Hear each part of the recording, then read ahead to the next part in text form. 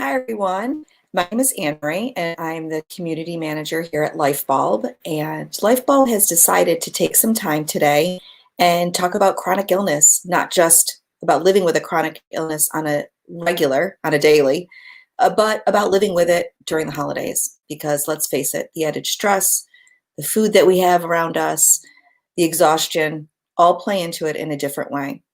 And you might be feeling like you're alone. And we want you to know that you're not. So myself and Karin, the CEO, with one of our great friends, Marilyn, are going to have a very candid conversation, and I really hope you join us. So first, I'd like to introduce Karin, our CEO, and I'm super excited to be part of this conversation with her. Hi, Karin. How are you? I'm good. Thank you, Annmarie. I'm really excited to be part of this conversation too. This topic is just really complex, but interesting. It's so complex because I think what people forget, it's not just about being around food because, you're trying to watch what you eat, but it's also sometimes you go and there's nothing for you to eat because you're on a restricted diet, or the food that's there can actually bring on a flare for whatever illness you're living with. And it's a real problem. It really, truly is. So, yeah, but I think even more complex is the kind of all the different considerations of the family. Right? Because even if it's all pure, even if it's just the food and you, it's complex. But now you also have to consider the feelings of the hostess, or, how you feel when you are not participating in every single dish, and how you look different. So the food in itself is complex because you may react to it in a way that makes you sick. But then also, how are you going to explain to the hostess or your mother or whoever is the hostess that, again, you are the complex person in the family? So I'm excited about this conversation. You are speaking my language because I grew up in a strong Italian household. And, if I heard one more time, finish everything on your plate, finish everything on your plate. And if you didn't take a helping of something, my grandmother or my aunts were extremely offended, like very, very offended. And to this day, they still kind of get like that. So I sat for 1 hour in a restaurant, not at home, with my mother, facing her when I was, I think, 13, 14 years old. And she would not let me leave because I hadn't finished my meal. So restaurant closed. She and I were still there. So I get it. And this does bring on some eating issues. It really, truly does. We don't realize it, but it can add to it. So I'm going to bring on our pal Marilyn so we can have this conversation together. Hey, Marilyn, thank you so much for joining us. Hi, Marilyn. Hi, it's great to be here. And I think this is going to be a really fun conversation because culturally, we all come from a different background. And so, depending on where you come from, food can be everything. And in the South and in African Americans' home, it's used to celebrate everything. Yep.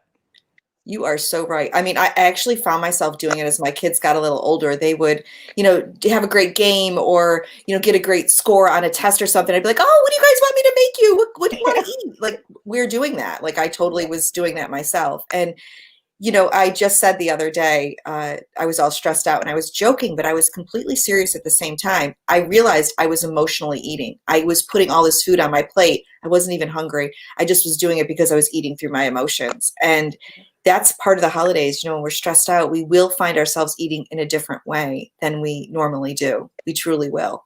And I don't know how to stop that because we do need to find a way to help ourselves. Otherwise, we're just going to end up being sick in the end.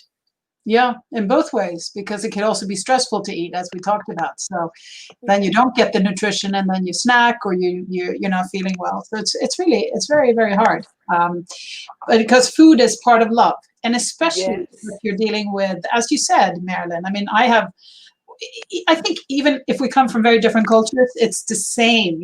The mother or the mother figure, it could be a man. I mean, whoever is the figure of the family who kind of brings the family together. It's often around the kitchen. It is around the dinner table, and it's the decorations, it's making it nice, and you have to gather around something. One thing that I do see is different in, especially New York, where I've spent the past 20 years, and my home country, Sweden, is that in Sweden, you gather around a walk, right? So you walk together with your friends, and you talk when you walk. In New York, you gather around a bar, you have a drink, you go to a fancy dinner, and that's how you gather. but you don't do things together that are just really healthy without having food or alcohol involved. And I wish we could change that. That's something that, because it's different than going to the gym, which is very American. You go to the gym and you work out, you focus on yourself. Walking is not that. You're absolutely right. And plus, you did have a point about a bar. I mean, we are living in a space where alcohol addiction is at an all-time high. Yet we're pushing each other to go have a drink, and maybe we need to change that language a little bit too, just to help those around us. And it used to be going to a bar, and now with COVID, we can't do that. So now we're going to a home. And a bar has a kind of natural limit because people don't want to spend too much money on their cocktails. And the bar may actually see when you are getting out of order. But when you are in the home, you have a bottle instead of a drink. So it's just, it makes it even more difficult, I think, when you're in the home. Absolutely. Now, Marilyn, you and I have had some conversations about eating and how it's affected our lives and affected our kids. How has living with a chronic illness and eating played into your life in a way that you didn't think it did until you took a step back and said, whoa, hold on a second. What am I doing? I tell you, it has been a struggle for me since about 9. And what brought the struggle on was my mom was my best friend, and she went away to another state to college for a year to better herself, to, help support the family more. And I was a very thin child. And even though you're with like grandparents or someone that you love so much, it's not your mother. So that's when I started eating. And so I became chubby over that year, but I never associated it with any type of event until I became older, and I tracked it back down, and I realized that something emotionally happened in my life, and I handled it with food. So everything in life for me, emotionally, divorce, the struggle of being a divorced single parent, I ate my way through it.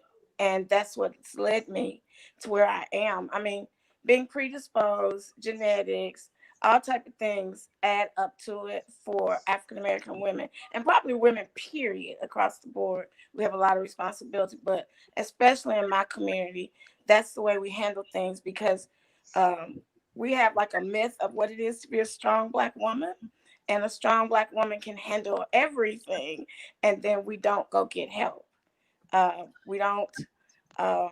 We're not as encouraged to see somebody, for a psychologist or what. You just hold it in, and I believe that that's what makes us even get more diseases from the stress and from the lack of self-care. You just don't put yourself first. You're supposed to do it for everybody else. Yeah. I have heard my friends in the Black community say exactly that. I was raised and told I'm a strong Black woman. Yes. Don't tell me you're, having emotional issues. You're strong and you're Black, and that's the way it is. That's how our people are. And that's, we have to change that, because we have to create a space where people of all cultures can come in and feel safe to talk about what they're going through, whether it's divorce or not feeling well, because honestly, people of color, they're statistically cancer, every disease I've known, they're at a higher risk because they don't go to the doctor quick enough because of those reasons. Because it's lack of trust. Historically, And maybe going to the doctor but not being taken seriously. Exactly. Oh my God. It's like no one hears you. And especially if you're like over 40, if you're overweight, if you're female. So females tend to die even more frequently than males from diseases that we have less of, because we're just not taken seriously. It's like, it's your fault. And then as a culture, because of things that historically happened with the healthcare systems and us, and the disparities, we just tend, it's passed down. You just kind of tend not to trust your doctor. And to me, that's kind of odd, because when I grew up in Mississippi in a little town, the doctor was like everything. He was a part of the family, because the doctor, the preacher, and the insurance man. So what happened? What happened to make you lose your trust for the doctor? That they didn't take you seriously? Honestly, I think because he looks like me, he lived in my community, he went to my church, all those things.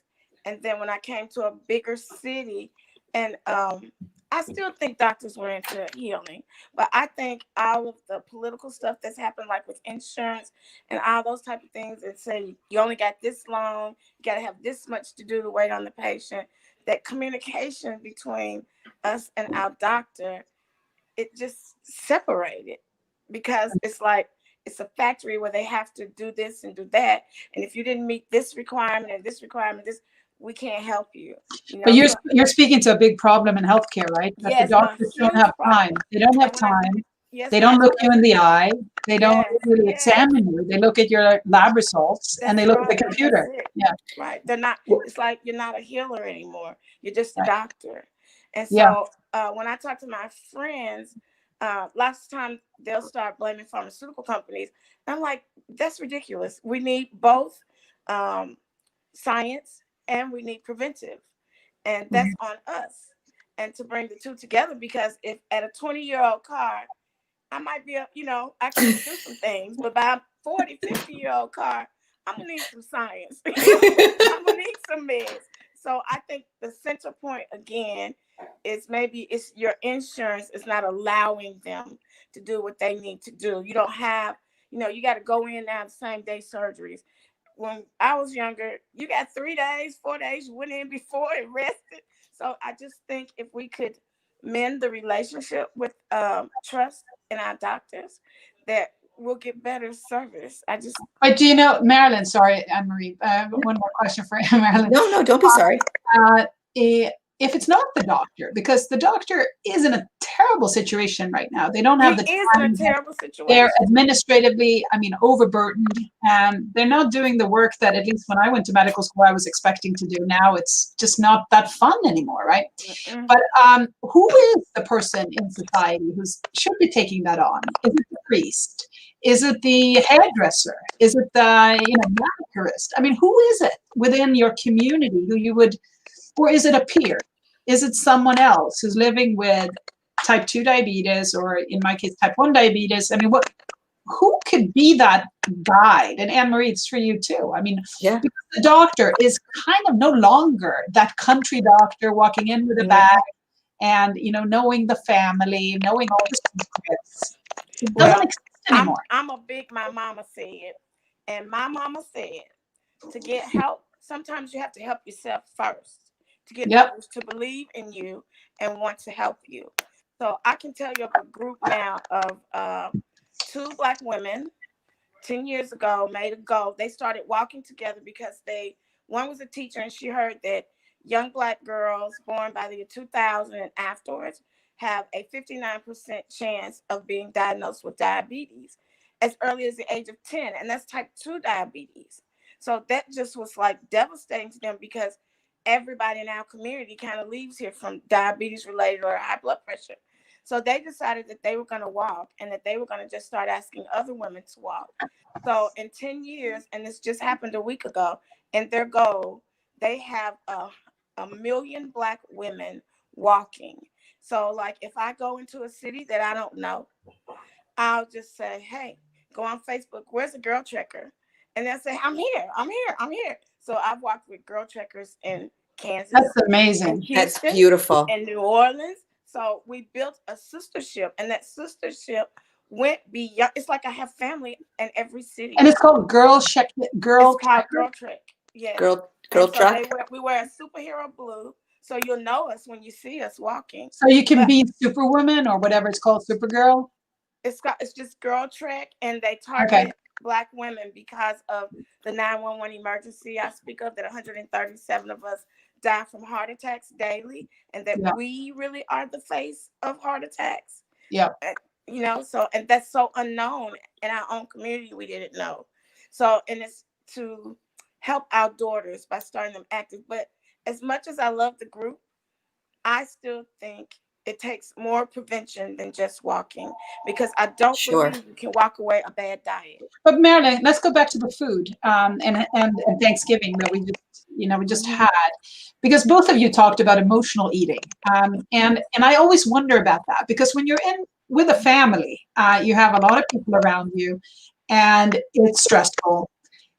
Do you eat then, or do you eat by yourself afterwards? because Okay. when you're in the middle Oh of no, this, I eat right then because Yeah. my family is stressing me out. I have Honest got to of eat it. some more food. Yeah, that's the joy of it. But to be honest, like this Thanksgiving, I'm just so burdened with not feeling well, and my eyes are all swollen because something in food just agitates me.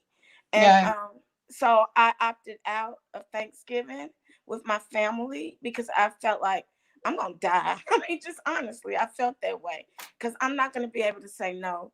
So I literally spent Thanksgiving alone. That's how serious it was for me. wow, wow. But on the other hand, um, I'm not losing the weight, even though I'm trying. I'm giving my best. I'm not always perfect, but we in my home, they laugh at me and they always say, "Here she comes. She's gonna say, take that fat. Don't do this. Don't do that." So I've made a Thanksgiving dinner for my family that was roasted chicken and sweet potatoes that was roasted and greens that were sauteed that had actually no fat back in it and cornbread, and they couldn't believe it. So the children in my family, my grandkids, because I've practiced with that with them for the last 5 years, it's normal to them. It's the older people who still feel like this is Yeah. the way. And I think that type 2 diabetics are like that because type 1 diabetics is so much more serious for them because they don't have insulin that works for them. We produce it, just work, but we've been eating bad for a long time. Yeah, but So, I have to say, I think you have to give yourself a little bit more credit and okay. or not put too much blame, because not everyone who's eating a lot of food or is overweight gets type 2 That's right. diabetes. That's right. So there's a genetic Yeah, predisposition to predisposed. developing Yeah, type 2, and it is higher in the African it American is. It community. is. So So, Dr. Karin, let me don't put ask it you this. totally on yourself, because that is too much of a burden. But I do think that you can also try to take charge and do what you're doing, which is saying, this is the kind of food that I can eat. And even if it requires more work from you, then, at least you're safe. Because this is like having, if you have celiac disease, or if you have Right, right. Crohn's disease or something that where one food item will trigger an attack, right? Yes. It's the same thing for people with type 2 diabetes or being obese, right? If you have a certain kind of food there that it makes you gain weight and makes your blood sugar shoot, that's very bad. It's just Yes. not going to show the same day. It's going to show in the next few weeks. Right. So it's more difficult because the immediate gratification is not there. But you got to think about it that way. You got to think about it. This is poison for me. I got to Yes. remove it. I got to So let put, me ask you instead of this. poison, put safe food. Let me ask you this. You have said clearly that we're predisposed to certain things as African Americans.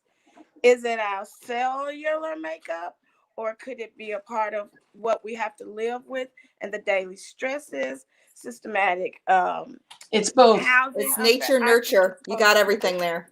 Yeah. No, it's exactly right. It's a genetic predisposition, meaning that actually you are better at storing fat than I am. So if you were to go into starvation, there would be no food. You would be much better and Yeah. than I am, because don't have insulin resistance built into my genetic setup. While you Right. can be like a camel, right? You can survive for a long time. But in addition to that, you have a cultural predisposition, being that, when in my culture, it's more about grains and vegetables and fish, Mm-hmm. because I come from Sweden. And in your culture, it's cornbread. When I hear cornbread, I go, woo, that's really high sugar for someone with type 2 diabetes, even if it's done with low fat. So, there's a genetic predisposition and there's a cultural component. And then in addition to that, there's a third, which is the stress. So any disease, really, cancer, diabetes, MS, IBD, any disease has three triggers: genetics, culture, being the environment, and then the third is a stress. So that could be a divorce. It could be a death in the family. It could be, something that happens around you, a move, whatever is stressing your system. And you could that would be the trigger. So we need to try to control. The genetic one is very hard to control. We have certain genetic setup. The cultural, we can modify. And I think you're doing a good job with your young girls because you're trying to change their culture. And the stress, We just gotta Right. just gotta be Yeah, we like gotta be able to go talk to someone and not hold it all in and build, like I said, those relationships where we all have something similar so I can hold you accountable. Now, as a Southerner, I'm gonna get on you about the cornbread. It's made out of meal, not flour. So don't you call can it feel like cornbread if then. it's fat, that's because you put a Call lot it of oil in it. meal bread. But meal does not raise the sugar like flour. Oh, you too. So I have to say something. For the first time ever on a live, I couldn't get a word in edgewise with you two. I could not get a word in edgewise. This is the first time. You gotta schedule an appointment with us. If my family is watching this, they're literally going to be shocked that I didn't speak. So I want to give a point that because it's something you all said, and Marilyn, you just said it just now. You have to advocate for yourself. When you go to that doctor's office, don't be embarrassed that, you have a list of ailments, that something's bothering you. Tell them your doctor works for you. They work for you, and they're there for that 15 minutes, whatever it is, to work for you. The other part to it is community is essential. Lyfebulb community has so many different chronic illnesses here, and we're all connecting with each other and sharing our story. The more we share our story, the more likely we are to validate what we're going through and to help us mentally. And the other thing is just because we showed up doesn't mean it didn't take us 5 hours to get there. Because when you live with a chronic illness, you're telling me your eyes are swollen. I mean, some days I can't walk. It takes me 2 hours to get out of bed because I'm in so much physical pain. They can't see that. So tell your family. And if they think you're complaining, then move past it, sit next to somebody else. And Marilyn, I'm so proud of you for saying no. No is a sentence, and you can say no to things. And because we're talking about chronic illness and the holidays and food, I think those tips are really, really important. And we talked about them right in this conversation, but I really wanted to point them out that, what's on the outside isn't what's going on the inside. And we have to let our people know that. We really, truly do. So great. And I want to say one final thing to Marilyn. Next time you celebrate, not to you, Annmarie, but next time you have a holiday where you say no and you're by yourself, just give me a call, right? Or a Zoom. And we can talk. I love that because I've done that. I would too, but I wouldn't get a word in edgewise with you two, so don't bother. You can join us. You can join us. And it was good for me. We need to support each other. And it was loving on me because there's this new word, self-care, self-care, self-care. But how can you truly have self-care that's sustainability if you don't have self-love? Listen, I'm changing self-care. It's self-preservation. We are preserving ourselves. Self-preservation. That's what self-care is about. It is not just about caring for yourself. It's about preserving yourself for the future. Doing things for yourself now that your future self will thank you for. Exactly. And that's what we need to do. Well, this has been great. I can't wait till our next conversation. Obviously, maybe I'll just leave the camera and let Karin take over with whoever's on because I think the conversation flowed amazingly. I want to point out that Lyfebulb doesn't just connect. Of course, Lyfebulb just doesn't connect community with each other. We don't just share stories. We're not just about patient entrepreneurs. We also have great challenges that are going on. Myself living with multiple sclerosis, I have many unmet needs, things that I never thought I would have to go through as a young 48-year-old. There's things I want to change and there's things I want to see happen. And guess what? We got a challenge just for that. We're partnering with Bristol Myers Squibb right now. You could win $25,000 if you have an innovation or something that could help hit the unmet needs of people living with MS, or maybe you know somebody. They keep laughing at me, but I believe everybody knows somebody with something. So check out the challenge. Maybe share it on your social media platform because you truly never know who you know that has something that somebody living with multiple sclerosis needs. So thank you guys so much for coming, and I can't wait to do this again. Thank you, guys. Thank you. Bye.